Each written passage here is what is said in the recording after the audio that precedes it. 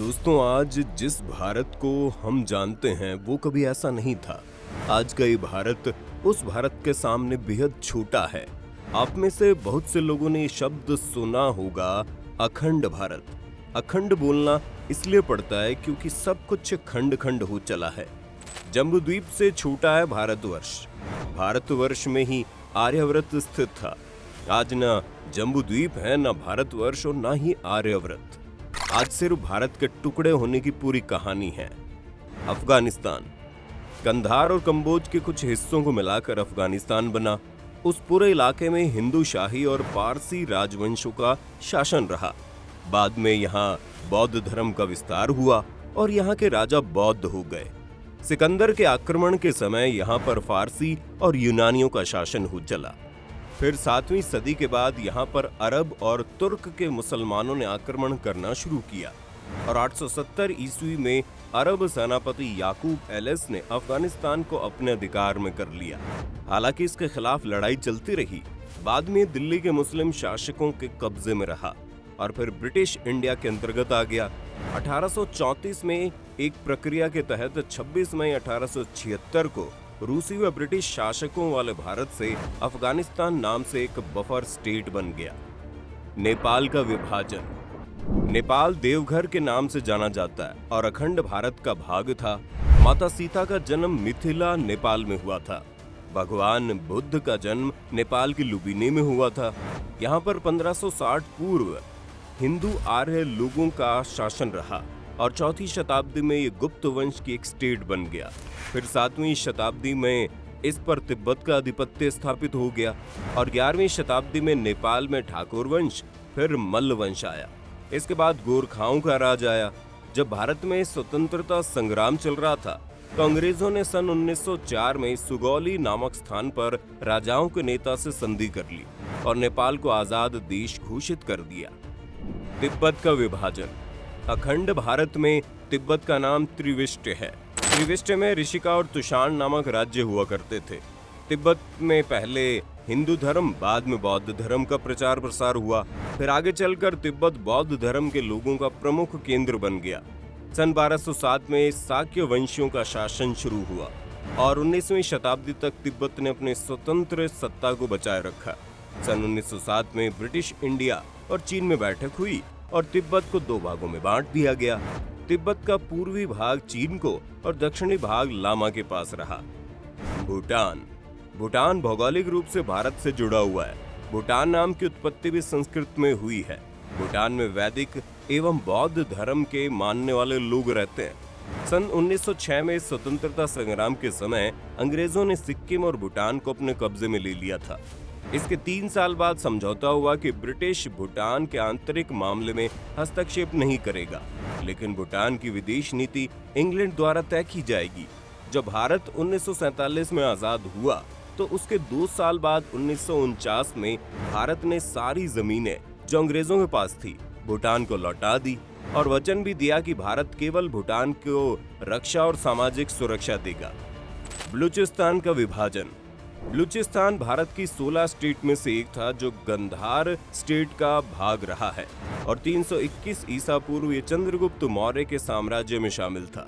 इस पर 711 में मोहम्मद बिन कासिम, फिर महमूद गजनवी ने कब्जा किया।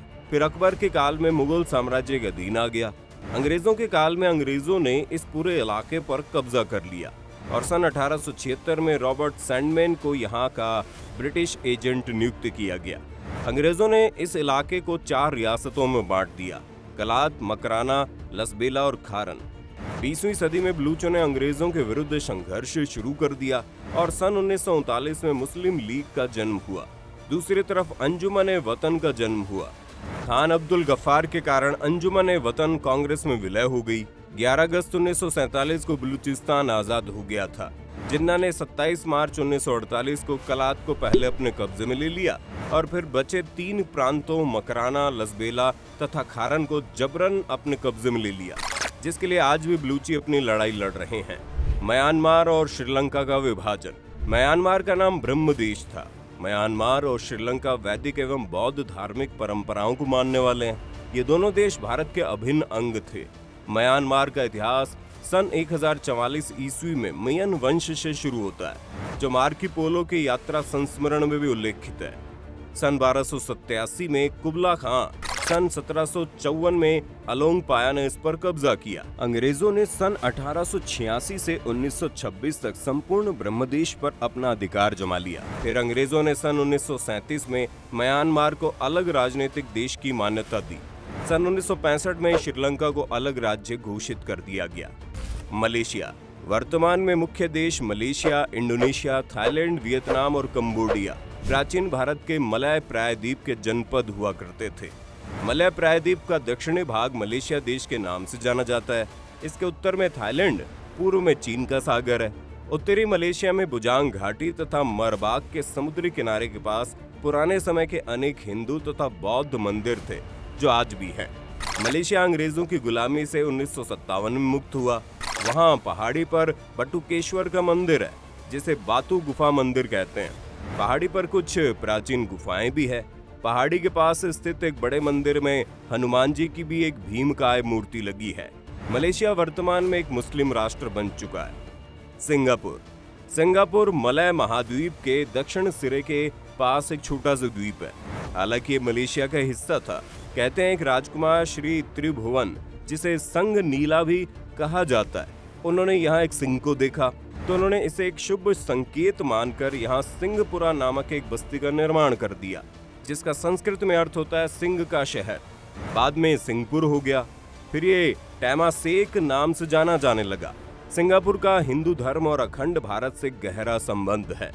1930 तक इसकी भाषा में संस्कृत भाषा के शब्दों का समावेश रहा। उनके नाम हिंदुओं जैसे होते थे और कुछ नाम आज भी हिंदू नाम ही है। ब्रिटिश औपनिवेशिक शासन के तहत ये दक्षिण पूर्व एशिया में प्रमुख बंदरगाह शहर में तब्दील हो गया। दूसरे विश्व युद्ध के समय 1942 से 1945 तक ये जापान के अधीन रहा। युद्ध समाप्त होने के बाद सिंगापुर वापस अंग्रेजों के नियंत्रण में चला गया। 1963 में फेडरेशन ऑफ मलाया के साथ सिंगापुर का विलय कर मलेशिया का निर्माण किया गया। हालांकि विवाद और संघर्ष के बाद 9 अगस्त 1965 को सिंगापुर एक स्वतंत्र गणतंत्र बन गया।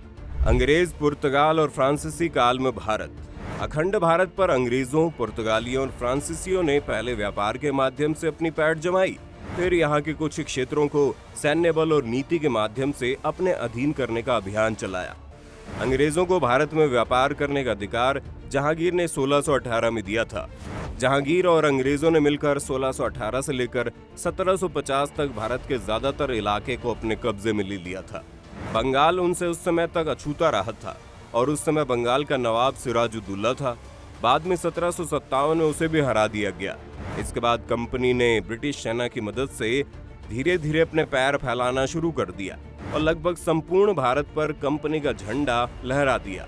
उत्तर और दक्षिण भारत के सभी मुस्लिम शासकों सहित सिख, मराठा, राजपूत और अन्य शासकों के शासन का अंत हुआ। अंग्रेजों ने अखंड भारत के अन्य क्षेत्र श्रीलंका, नेपाल, म्यांमार आदि पर भी अपना अधिकार कर लिया। बाद में काल और परिस्थिति के अनुसार अंग्रेज, पुर्तगाली और फ्रांसीसियों ने धीरे धीरे अखंड भारत के अन्य हिस्सों से अपना अधिकार हटाते गए और इस तरह अखंड भारत के टुकड़े टुकड़े होते चले गए। कुल जमा बात यह है कि अखंड भारत के टुकड़े होने में सबसे बड़ा हाथ अंग्रेजों का है। आपको क्या लगता है, क्या इसकी और भी वजह है? हमें कमेंट में बताइए। अगर वीडियो पसंद आई तो इसे लाइक और शेयर कर देना। चैनल को सब्सक्राइब तो करना भूलना ही मत।